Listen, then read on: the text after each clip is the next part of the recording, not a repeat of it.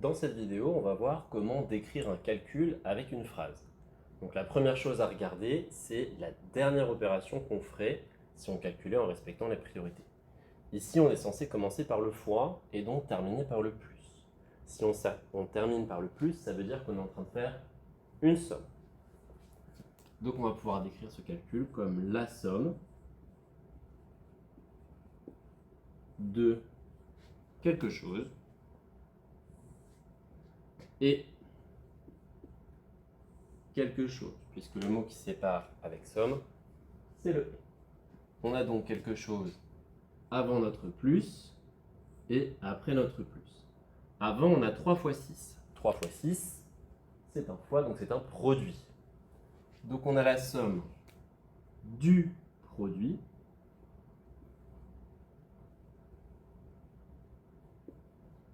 de 3 par 6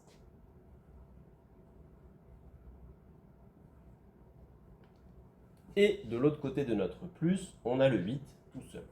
Et de 8.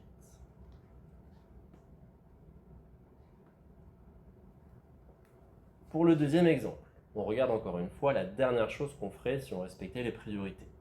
Ici, on devrait commencer par les parenthèses, et donc le moins, et finir par le fois. On termine par le fois, donc ça s'appelle un produit. Et c'est le produit de quelque chose par quelque chose.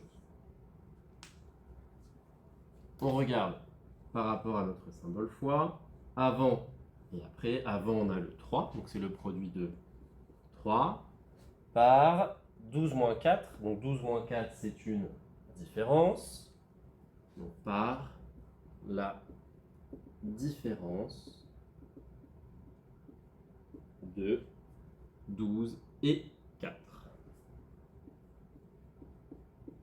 On dira et de 4.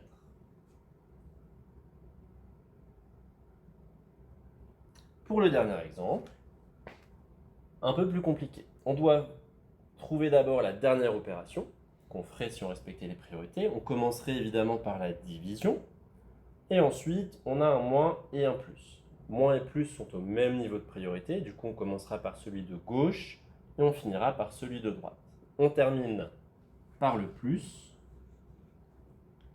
Ça s'appelle donc une somme. Donc ce calcul, c'est la somme de quelque chose et de quelque chose. À gauche, on a 19 moins 7.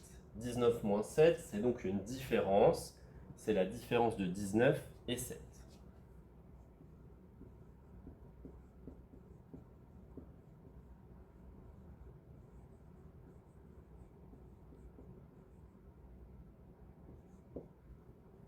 De l'autre côté, on a 12 divisé par 3. Divisé, c'est donc un quotient. C'est le quotient de 12 par 3. Et du quotient de 12 par 3.